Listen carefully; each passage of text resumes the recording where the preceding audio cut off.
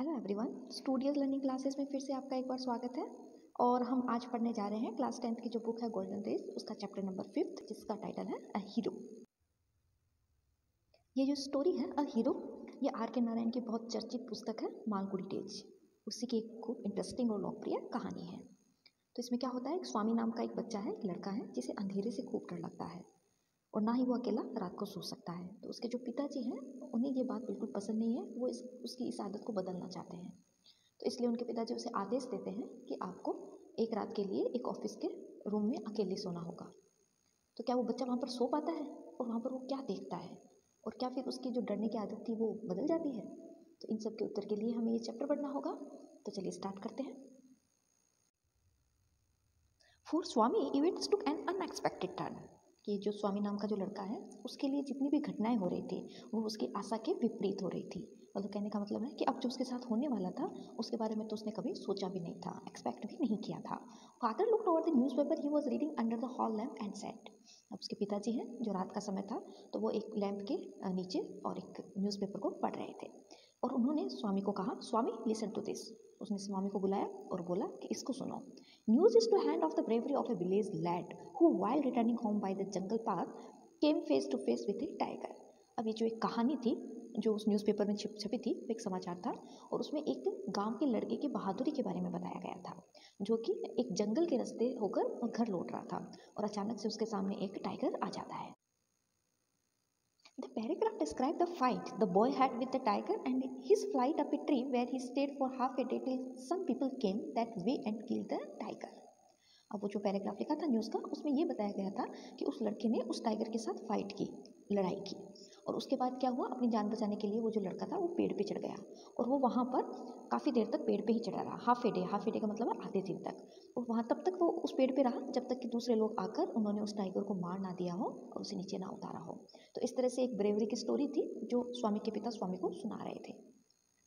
After reading it through father looked at Swami fixedly and asked. अब ये पूरी news पढ़ने के बाद वो जो उसके पिताजी थे उन्होंने जो निगाहें थी वो स्वामी के ऊपर टिका ली। व्हाट डू यू से टू दैट? और उन्होंने उससे एक क्वेश्चन पूछा कि तुम इसके बारे में क्या सोचते हो? स्वामी ने कहा, I think he must have been a very strong and grown up person, not at all a boy. How could a boy fight a tiger?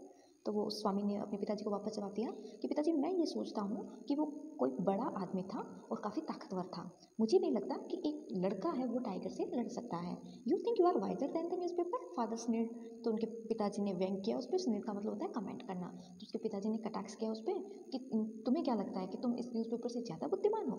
A man may have the strength of an elephant and yet be A chord. तो उसके पिताजी उससे थोड़ी सलाह देते हैं, ज्ञान देते हैं उसे कि एक जो व्यक्ति होता है उसमें हाथी जितनी शक्ति हो सकती है, लेकिन फिर भी उसके जो काम है वो एकदम कायराना होते हैं, मतलब वो एकदम कायर होता है। Where is another may have the strength of conservative but if he has courage he can do anything. और कुछ लोग ऐसे भी होते हैं जो काफ़ी कमज़ोर होते हैं, जो टीबी से पीड़ित जो व्यक्ति होता है, कंजर्वेटिव का मतलब होता है जो टीबी बीमारी होती है उससे पीड़ित व्यक्ति है, उसे कहा जाता है। तो कुछ लोग हैं जो शारीरिक रूप से बहुत कमज़ोर होते हैं लेकिन उनमें साहस होता है और उस वजह से वो कुछ भी कर जाते हैं। Courage is everything. तो उसके पिताजी कहते हैं कि साहस है वो सबसे बड़ी बात है। Strength and age are not important. और वो आगे ये भी कहते हैं कि इंसान की जो शारीरिक ताकत है या उसकी उम्र है, ये सब चीज़ें कोई मायने नहीं रखता। स्वामी डिस्प्यूट द थ्योरी, लेकिन स्वामी है वो इस सिद्धांत को बिल्कुल नहीं मानता, वो उसको नकार देता है और वो वापस अपने पिताजी से क्वेश्चन करता है, how can it be father? तो कहता है कि ऐसा कैसे हो सकता है पिताजी? Suppose I have all the courage, what can I do if A tiger should attack मी? तो कहता है कि ऐसे कैसे हो सकता है पिताजी, आप मान लीजिए कि मेरे पास खूब सारा साहस है, लेकिन अगर वो टाइगर आकर मुझ पर अटैक कर रहा है तो मैं क्या कर सकता हूँ? Leave alone strength, can you prove you have courage? तो उसके पिताजी है वो उस क्वेश्चन को मोड़ देते हैं और कहते हैं कि ताकत की बात छोड़ो, क्या तुम में सचमुच साहस है? Let me see if you can sleep alone tonight in my office room. और उसके पिताजी उसी वक्त एक शर्त रख देते हैं कि चलो आज देखते हैं, अगर तुम में साहस है तो आज तुम मेरे जो ऑफिस वाला कमरा है, मेरे जो कार्यालय वाला कमरा है, उसमें रात को अकेले सोओगे। ए फ्राइटफुल प्रिकॉशन, स्वामी थॉट। अब ये सोचना भी स्वामी के लिए तो बहुत डरावनी बात थी, क्योंकि उसने ऐसे तो नहीं सोचा था कि उसके पिताजी वापस उसको ऐसा कहेंगे। He had always slept beside his granny in the passage. क्योंकि वो हमेशा क्या था, बरामदे में सोता था और अपनी दादी जी के पास सोता था। And any change in the arrangement kept him travelling and awake all night. और अगर इस उसकी जो सोने की जो भी व्यवस्था थी उसमें अगर थोड़ा बहुत भी फेरबदल हो जाता तो वो बिल्कुल इस चीज़ को पसंद नहीं करता था। और इसके अलावा क्या होता था कि वो हमेशा ये सोचता था, ट्रेमलिंग का मतलब होता है स्टूडेंट भय से कांपना, मतलब इस बात से वो कांप जाता था कि आज उसे अपने अपनी ग्रैनी के पास नहीं सोना है, एंड अवेक ऑल नाइट, और पूरी रात ही उसे नींद ना आए अगर ऐसा हो जाए तो। He hoped at first that his father was only joking, पहले तो उसने ये सोचा कि पिताजी सिर्फ मजाक कर रहे हैं। ही मम्मल्ड वीकली, तो वो एकदम कमजोर आवाज में बड़बड़ाता है yes, and try to change the subject, और वो धीरे से बोल देता है अपने पिताजी को कि हाँ मैं सो सकता हूँ। लेकिन फिर अचानक से वो क्या करता है, अपने इस सब्जेक्ट को बदल देता है। ही सेड वेरी लाउडली, फिर वो अचानक से बात बदलने की कोशिश करता है और थोड़ी आवाज़ तेज़ करके बोलता है with a great deal of enthusiasm, और उस बात में इतनी ज़्यादा बनावट ले आता है, इतना ज़्यादा जुनून ले आता है। और वो बात क्या थी, we are going to admit even elders in our cricket club hereafter. वो कहता है कि पिताजी जो हम लोगों ने वो जो क्रिकेट क्लब की टीम बनाई है उसमें हम लोग सोच रहे हैं कि अब बड़े लोग भी खेल सकते हैं। We are buying brand new bats and balls, और हम लोगों ने नए नए बॉल्स और नए नए बैट्स भी हम लोग खरीद रहे हैं। और captain has asked me to tell you, और मेरे जो कप्तान थे उन्होंने मुझे बताया था कि ये बात मैं आपको बता दूँ। We will see about it later, father cut in, लेकिन फादर है जो पिताजी थे उसके, वो इस बात को काट देते हैं और वो कहते हैं कि हाँ इस बारे में हम बाद में बात करेंगे। You must leave along hereafter. Swami realise that the matter had gone beyond his control, और फिर उसके पिताजी वापस वही बात कहते हैं कि आज रात तुम इसी ऑफिस के कमरे में सोओगे। तब स्वामी को एकदम से अच्छे से रियलाइज़ हो जाता है कि अब वो जो बात थी वो उसके हाथ से निकल गई। From a challenge it had become a plain command, he knew his father tenacity at such a moment. अब इसमें कुछ मीनिंग्स आए हैं, उनका मतलब देखिए स्टूडेंट। प्लेन, प्लेन का मतलब है एकदम सीधा स्पष्ट, कमांड का मतलब होता है आदेश देना, और ये एक नया मीनिंग है यहाँ पर देखिए टेनेसिटी। टेनेसिटी का मतलब होता है दृढ़ निश्चय करना, डिटर्मिनेशन करना। तो वो जो एक चैलेंज की बात थी, चुनौती की बात थी, अब वो स्पष्ट रूप से उनके पिताजी का आदेश हो गया था उसके लिए। और वो ये अच्छे से जानता था कि उसके जो पिताजी का निर्णय होता है वो एकदम दृढ़ होता है, मतलब पिताजी है अब इसके बाद किसी की नहीं सुनने वाले थे। From the first of next month I will sleep alone father, तो वो फिर से एक बात कहता है अपने पिताजी से कि शायद पिताजी थोड़े कन्विंस हो जाए। तो वो कहता है पिताजी अगले महीने की जो पहली तारीख आएगी तब से मैं अकेला सोने लग जाऊंगा। No you must do it now, तो उसके पिताजी वापस कहते हैं नहीं ये काम तुम्हें अभी करना होगा। It is disgraceful sleeping beside granny और मदर लाइक ए बेबी, और बोलता है कि ये कितनी अपमानजनक बात है कि तुम इतने बड़े हो गए फिर भी अपनी दादी जी के पास या अपनी मदर के पास सोते हो जैसे कि कोई छोटा बच्चा सोता है। You are in the second form and I don't at all like the way you are being brought up, और वो कहते हैं कि अब तो तुम बड़े हो गए हो और जिस तरह से तुम्हारा लालन पालन हो रहा है वो मुझे बिल्कुल पसंद नहीं है। He said and looked at his wife, और वो ये कहते कहते अपनी पत्नी की ओर देखते हैं। हु वाज रॉकिंग द क्रेटल, वो क्या कर रही थी, वो झूला झुला रही थी किसी बच्चे को। Why do you look at me while you से इट, ही सी आस्क्ड, तो वो वापस उसको भी गुस्सा आता है उसकी बीवी को, तो वो कहती है कि तुम ये जो भी बोलते हो उसके बाद तुम मेरी तरफ तुमने कैसे देखा। I hardly know anything about the boy, मुझे इस लड़के के बारे में कुछ नहीं पता। No no I don't mean you father said, तो पिताजी कहते हैं नहीं नहीं मेरा मतलब तुमसे नहीं था। If you mean that your mother is spoiling him tell her so, और उसकी पत्नी उसे वापस कहती है अपने पति को कि तुम्हें लगता है कि बिगड़ गया है तो ये सारी बातें जाके अपनी माँ से कहो, मतलब उसकी दादी जी से कहो। And don't look at me, और मेरी तरफ ऐसे मत देखो। She said and turn away, और ऐसे कह के वो मुड़ जाती है। स्वामी's father sat gloomily gazing at the newspaper on his lap. अब स्वामी के जो पिताजी थे वो उदास होकर और नीची गर्दन कर लेते हैं और अपनी गोद में जो न्यूज़पेपर पड़ा हुआ था उसे देखने लगते हैं। He prayed that his father might lift the newspaper once again to his face so that he might slip away to his bed. और वो भगवान से प्रार्थना कर रहा था कि जल्दी से ये जो पिताजी है वापस इस न्यूज़पेपर को पढ़ने लग जाए और मैं धीरे धीरे वहाँ से खिसक जाऊँ। And fall asleep before he could be called again, और वहाँ पर जाकर जो ग्रेनी के पास उसके सोने की जो जगह थी वहाँ पर जाकर और मैं सो जाऊँ ताकि पिताजी वापस मुझे आवाज़ ना लगा सके। As if in answer to his prayer father rustled the newspaper, और उसकी प्रेयर ने हाथों हाथ उसको उत्तर भी दिया। तो क्या हुआ, उसके पिताजी ने वापस वो न्यूज़पेपर खोल लिया and held it up for his face, और उसे अपने मुंह के आगे लगा लिया। And Swami rose silently and tiptoed away to his bed in the passage, और जो स्वामी थे, स्वामी जो लड़का था वो धीरे से उठता है और एकदम टिपटॉय, टिपटॉय क्या होता है, एकदम जो अपने पैरों के पंजे होते हैं उनसे बिना आवाज़ किए धीरे धीरे उस बरामदे में चला जाता है। ग्रेनी वो sitting up in her bed, अब वो जो ग्रेनी थी वो अपने बेड पे बैठी थी। एंड रिमार्क, तो उसने ग्रेनी ने कहा वो are you already feeling sleeping, तो ज़्यादा टाइम नहीं हुआ था तो उसने अपने पोते से कहा कि लड़के आज तुम इतनी जल्दी कैसे सो रहे हो, डोंट यू वांट स्टोरी, कि आज तुम स्टोरी नहीं सुनी। Swami made wild gesticulations to silence his gran, Swami है उसने एक इशारा किया अपनी दादी जी की ओर कि प्लीज़ चुप हो जाओ। गेस्टिकुलेशन का मतलब होता है इशारा करना, किसी भी चीज़ के बारे में इशारे से बताना। तो फिर क्या होता है, बट दैट गुड लेडी सा नथिंग, लेकिन वो एक अच्छी महिला, उसको कुछ समझ में नहीं है कि वो क्या कहना चाह रहा है। So Swami threw himself on his bed and pulled the blanket over his face, तो जल्दी से स्वामी ने अपने आप को बेड पे छोड़ा और वो जो ब्लैंकेट पड़ी थी उसे एकदम चेहरे तक ओढ़ लिया। Granny said don't cover your face, और दादी जी उसे बोल रही थी कि अरे कवर मत करो अपने चेहरे को मत ढको। Are you really very sleepy? क्या सच में तुम्हें इतनी नींद आ रही है?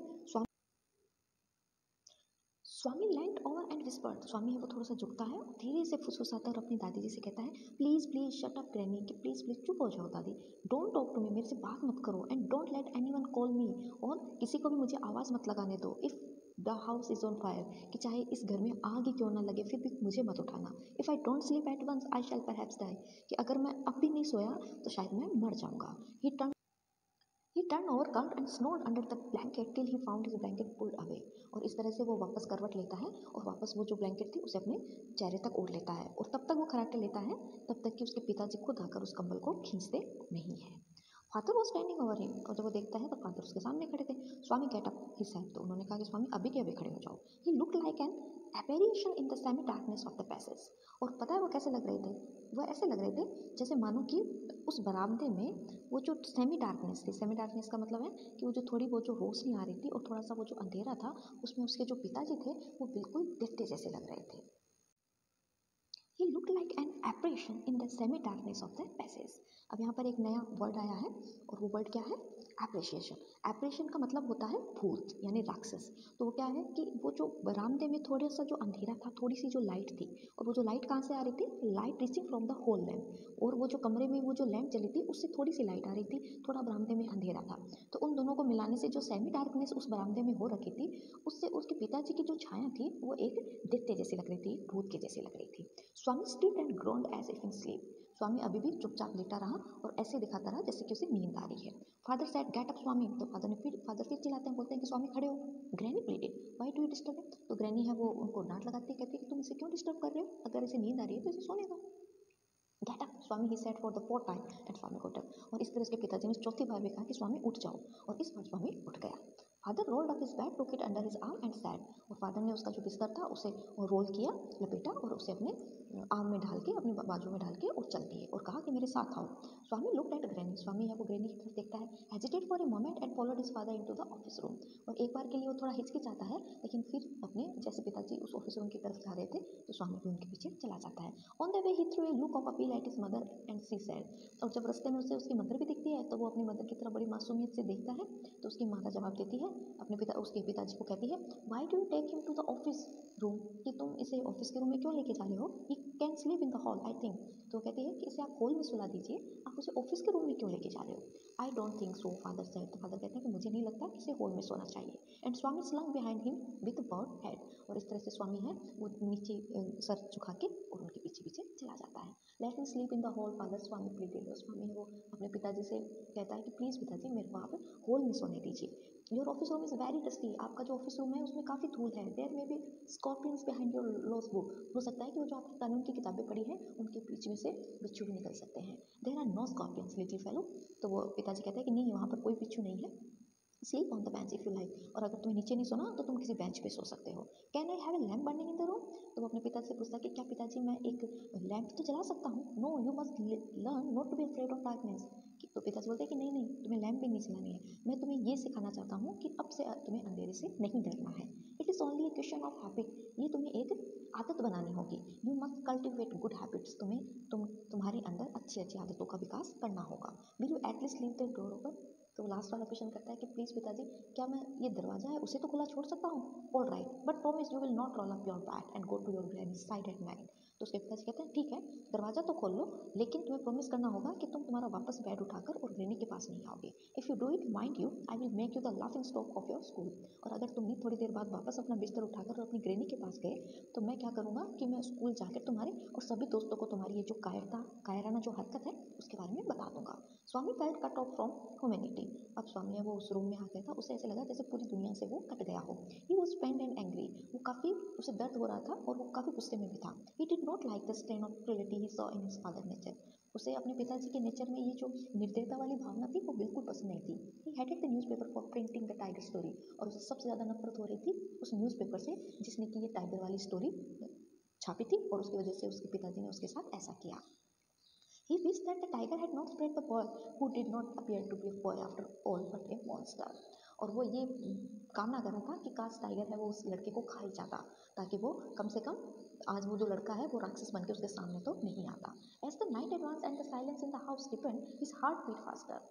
और जैसे जैसे अब रात होती है और पूरे घर में शांति हो जाती है, तो उसका जो दिल है वो जोर जोर से धड़कने लगता है। He remember all the stories of devils and gods he had heard in his life. अब उसने अपनी ज़िंदगी में जितनी भी भूतों की, शैतानों की जो स्टोरी सुनी थी वो सारी उसे याद आने लगती है। How often had his chunk money seen the devil in the banyan tree at his street end। और वो ये याद करता है कि उसका जो फ्रेंड था मनी, उसने कितनी बार वो जो बरगद का पेड़ था जो गली के अंदर है, उसमें कितनी बार उसने उस शैतान को देखा था। And what about poor Muniswami's father who spat out blood because the devil near the river as slapped his cheek when he was returning home late or night। और उसे ये भी याद आता है कि वो जो मुनि स्वामी उसका फ्रेंड था, उसके पिताजी हैं, वो जब घर लेट आए थे तो वो जो रिवर के पास रहने वाला जो शैतान था, उसने उसे उसके गाल पे थप्पड़ मारा था, जिससे कि उसके गाल से खूब सारा खून बहा था, उसके मुंह से खूब सारा खून बहने लगा था। And so on and on his thought continue, he was फेंट विथ फियर। और जिस तरह इस तरह के विचार उसके दिमाग में आने लगे, वो बुरी तरह घबरा गया। A ray of light from the street lamp straight in and cast shadow on the wall. और क्या हो रहा था कि वो जो रूम के अंदर वो जो लैम्प चल रही थी, उसकी थोड़ी सी रोशनी है वो उस रूम में आ रही थी, और वो उससे क्या हो रहा था कि खूब बड़ी सारी जो शैडो है, छाया है, वो दीवार पे उसे दिख रही थी। Through the stillness all kind of noises reached his ears, tickling of the clock, rustling of trees, snoring sound and some vacuum night insects coming. अब चारों तरफ एकदम शांति थी, तो उसे कई अलग अलग प्रकार की आवाज़ें सुनने लगती है। वो आवाज़ें क्या थी, उसकी वो जो आवाज़ें थी वो उसके कानों में आ रही थी, जैसे घड़ी की आवाज़ होती है, और जो ट्रीज़ है मतलब पेड़ों की जो आवाज़ होती है, पेड़ों की पत्तियों की जो आवाज़ होती है, स्नोरिंग साउंड जो खराटों की साउंड होती है, सब वैक्यूम नाइट इंसेक्ट्स, और कुछ अलग अलग प्रकार के जो रात के कीड़े होते हैं, वो जो हमिंग करते हैं, वो जो बोलते हैं, उन सब की आवाज़ वो उसे सुन रही थी। He covered himself with a blanket as if it were an armour.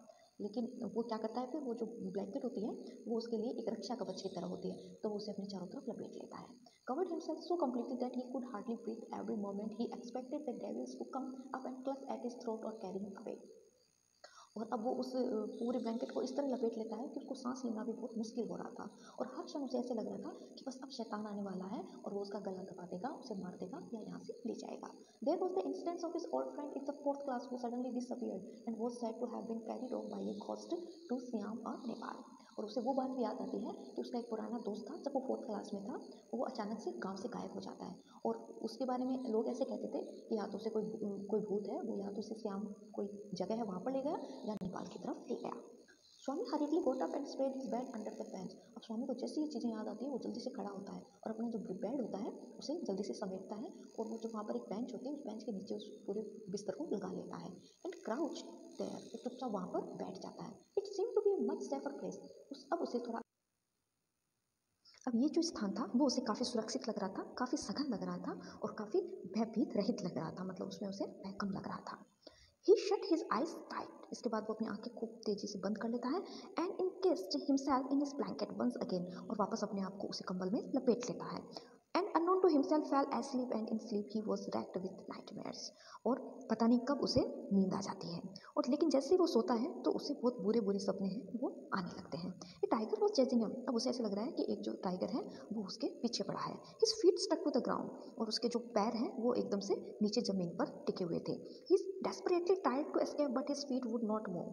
अब वो क्या कर रहा था, वो उस टाइगर से बचने की कोशिश कर रहा था, लेकिन उसके जो पैर थे वो चल नहीं रहे थे। The tiger was at his back, और इस तरह वो जो टाइगर था बिल्कुल उसके पीछे आ जाता है। And he could hear it's clause scratch the ground, और वो सुनता है कि वो जो टाइगर है वो अपने पंचों को जमीन पे रगड़ रहा है, स्क्रैच स्क्रैच, और रगड़ रहा है और रगड़ रहा है। एंड देन ए लाइट थंड, और तभी क्या होता है, एक खूब बड़ी रोशनी होती है। Swami try to open his eyes, Swami है वो खूब कोशिश करता है कि उसकी आंखें खुल जाए, but his eyes lead would not open, लेकिन उसकी आंखें हैं वो नहीं खुल पाती। And the night mayor continue, वो जो सपना है वो चलता रहता है, चलता रहता है। स्वामी ग्रोन्ड इन डिस्पेयर, स्वामी है वो पूरी तरह से निराशा में डूब गया। वॉट एन इनएस्केपेबल ड्रीम, ये ऐसा क्या सपना जिससे कभी बचा ही ना जा सके।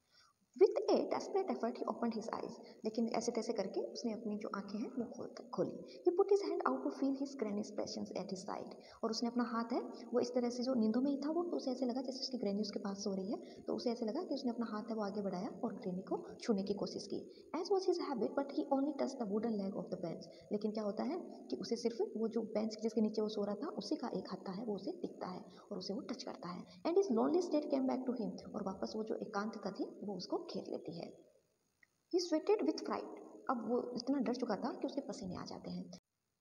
And now what was this rustling, अब अचानक से क्या होता है, उसे थोड़ी सुगबुगाहट की आवाज़ सुनती है। He move to the edge of the bench, तो वो क्या करता है, वो थोड़ा सा बेंच के किनारे से देखता है। And stared in the darkness, और फिर वो जो अंधेरा था उसमें वो चारों तरफ घूरता है। समथिंग वॉज मूविंग डाउन, उसे कुछ हिलता हुआ सा दिखता है। He lay gazing at it in horror, और वो उस जो भी चीज़ उसे दिख रही थी उसे वो बड़े ही भय के साथ घूरता है। हिज एंड हैड कम, और उसका जो अंत था वो आ गया था। ही बिकेम डेस्परेट, अब वो एकदम निराशा में डूब गया। He knew that the devil would presently pull him out and tear him to shreds, अब वो अच्छे से समझ गया था कि अब ये शैतान है वो उसके पास आएगा और उसको पकड़ेगा और उसे चीर देगा, और चीरने के बाद उसके छोटे छोटे टुकड़े मांस के करेगा और खा जाएगा। And so why should be wait, और अब किस बात का वेट करना। As it came nearer he crawled out from under the bench and hugged it with all his might, और जैसे वो परछाई उसके पास आती है तो वो क्या करता है, उसको पकड़ लेता है, बहुत बुरी तरह से उस परछाई को पकड़ लेता है, जितनी भी उसमें शक्ति होती है, माइट का मतलब होता है शक्ति। And use his teeth on it like a मॉर्टल weapon, और उसके पास इतने जो दांत थे वो पूरे के पूरे उस वो जो छाया थी, वो शेडो थी, उसके ऊपर वो चुभा देता है, क्योंकि वो जो दांत थे वो उसके लिए एक हथियार की तरह थे। I knew something had bitten me, went for an agonized, thundering cry and was followed by a heavy tumbling and falling amidst furniture. अब इसके बाद क्या होता है कि अरे किसी ने मुझे काट लिया, इस तरह की एक दुख भरी और दर्द भरी एक आवाज़ आती है, और उसके बाद ऐसे लगता है मानो कि उस फर्नीचर के बीच में एक भारी भरकम चीज़ है वो लड़खड़ाते हुए गिर गई है। In a moment father cook and the servant came in carrying light, और एक ही क्षण में उसके पिताजी, वो जो रसोईया था और एक और जो घर में रहने वाला नौकर था, वो सब है वो लाइट लेकर वहाँ पर आ जाते हैं। And all three of them fell on the burglar who lay amidst the furniture with a bleeding ankle, और वो तीनों के तीनों हैं वो उस बर्गलर को पकड़ लेते हैं। बर्गलर का मतलब होता है जो लुटेरा होता है, उससे कहा जाता है। तो वो एक सचमुच एक चोर था वहाँ पर, और उस बच्चे ने उस चोर को पकड़ा था। तो वो तीनों मिलके और उस चोर को पकड़ लेते हैं, और जो कि एक फर्नीचर के बीच में पड़ा था, और उसके वो जो उसका एंकल था उसमें से उसे खून आ रहा था। Congratulation came shoring on Swami next day, अब दूसरे दिन जब सबको पता चलता है कि स्वामी ने एक चोर को पकड़ लिया तो बधाइयों का तांता लग जाता है। इस classmate looked at him with respect, अब जितने भी उसके क्लासमेट्स थे वो सारे उसे बड़े ही इज्जत के साथ देखने लग जाते हैं। And his teacher पैटेड his back, और उसके जो टीचर्स थे वो उसकी पीठ को थपथपाते हैं। The headmaster said that he was a true scout, और जो स्कूल के हेडमास्टर थे वो उसकी काफ़ी प्रशंसा करते हैं और कहते हैं कि वो सचमुच एक अच्छा स्काउटर है। Swami had beaten into the flesh of one of the most notorious house breakers of the district and the police was grateful to him for it, और स्वामी ने कल रात को क्या किया था कि सबसे ज़्यादा जिले का सबसे ज़्यादा सेंधमार जो लुटेरा था, जो चोर था, उसे स्वामी ने पकड़ा था, इसलिए जो पुलिस थी वो भी उसकी खूब सारी तारीफ कर रही थी। द इंस्पेक्टर सेड, पुलिस वाले ने कहा, why don't you join the police when you are growing up, और पुलिस वाले ने उसको सजेशन दिया कि जब तुम बड़े हो तो तुम्हें शायद पुलिस है वही ज्वाइन कर लेनी चाहिए। Swami said for sake of politeness, तो स्वामी है वो बड़े ही विनम्रता के साथ जवाब देता है, सर्टेनली यस, हाँ बिल्कुल। Though he had quite made up his mind to be an engine driver, a railway guard और a bus conductor letter in life, जबकि स्वामी ने अपनी जिंदगी के बारे में क्या सोच रखा था कि उसे तो बड़ा होकर या तो बस ड्राइवर बनना है, या रेलवे का गार्ड बनना है, या फिर बस कंडक्टर बनना है, ये उसके फेवरेट ऑक्यूपेशन थे। जब वो बड़ा होगा तो वो ये बनना चाहता था। When he returned home from the club that night, father asked, अब जब उसके पिताजी हैं वो रात को क्लब से लौटते हैं वापस, where is the boy, तो वो वापस पूछते हैं कि वो लड़का कहाँ है। ही इज एस्लीप ऑलरेडी, तो उसको जवाब मिलता है कि वो सो गया है पहले से ही। He didn't have a wink of sleep the whole of last night said the mother, तो उसकी मदर है वो अपने बेटे का पक्ष लेती है और कहती है कि पिछली रात वो 1 मिनट के लिए भी नहीं सोया, 1 मिनट के लिए भी उसने अपनी जो पलकें हैं वो नहीं झपकी। वेयर इज ही स्लीपिंग, तो उसके पिताजी पूछ रहे हैं कि वो कहाँ सो रहा है। In his usual place, mother said casually, तो उसकी माँ ने बड़े आराम से कहा कि जहाँ वो हमेशा सोता है वो वहीं सो रहा है। He went to bed at 7:30, वो आज तो बिस्तर पे 7:30 बजे ही चला गया था, मतलब 7:30 बजे वो बच्चा सो गया था। Sleeping beside his granny again, father said, तो फादर ने कहा कि आज फिर से वो अपनी दादी जी के पास ही सो रहा है। No wonder he wanted to be asleep before I should return home, clever boy, तो वो कहते हैं कि मुझे पहले से ही पता था कि मेरे आने से पहले ही ये लड़का है वो सो जाएगा, ये लड़का है वो काफ़ी शैतान हो गया है। मदर लॉस्ट हर टेम्पर, अब मदर को गुस्सा आ गया, उसकी जो माँ थी उसे गुस्सा आ जाता है, वो कहती है you let him sleep where he likes, तो उसकी माँ उसके पिताजी को कहती है जहाँ उस बच्चे की इच्छा है उसको वहीं सोने दो, you need not risk his life again, आगे से तुम्हें उस लड़के की ज़िंदगी को खतरे में डालने की बिल्कुल भी ज़रूरत नहीं है। Father mumbled as he went into the change, और जब पिताजी अपने कपड़े चेंज कर रहे थे तो वो धीरे धीरे बड़बड़ा रहे थे, ऑल राइट ठीक है, mollycoddle and spoil him as much as you like, तो वो पिताजी हैं वो कहते हैं कि इतना ज़्यादा इसको प्यार जो तुम लोग करते हो, लाड प्यार है, उतना तुम करो। मोली कॉर्डली का मतलब होता है लाड प्यार करना, लेकिन और जितना अधिक तुम चाहो उसे बिगाड़ दो। स्पॉइल का मतलब होता है बिगाड़ना, तो इसका मतलब हुआ all right mollycoddle and spoil him, तो कहता है कि अच्छा ठीक है, जितना लाड़ प्यार इसे बच्चे से करना है करो, जितना तुम इसे बिगाड़ सकते हो इसे बिगाड़ दो, only don't blame me after me, लेकिन बाद में तुम लोग मुझ पर दोष मत देना कि मैंने इस बच्चे को कुछ सिखाया। Swami following the whole conversation from under the blanket. अब स्वामी था वो उस ब्लैंकेट के नीचे से सारी बातें सुन रहा था। फेल्ट ट्रेमेंडसली रिलीव्ड, और वो बहुत अधिक राहत फील करता है, बहुत अच्छा महसूस करता है जब उसे पता चलता है कि उसके पिताजी ने गिव अप कर दिया, मतलब उसके पिताजी ने उसको अब पीछे पड़ना उसके छोड़ दिया है। और इस तरह से ये जो स्टोरी है स्टूडेंट ये खत्म होती है। आर के नारायण के द्वारा ये लिखी गई थी द हीरो। अगर आपको ये स्टोरी अच्छी लगी हो तो प्लीज़ कमेंट करके जरूर बताइएगा। मेरे चैनल को लाइक कीजिए, सब्सक्राइब कीजिए। Thank you so much.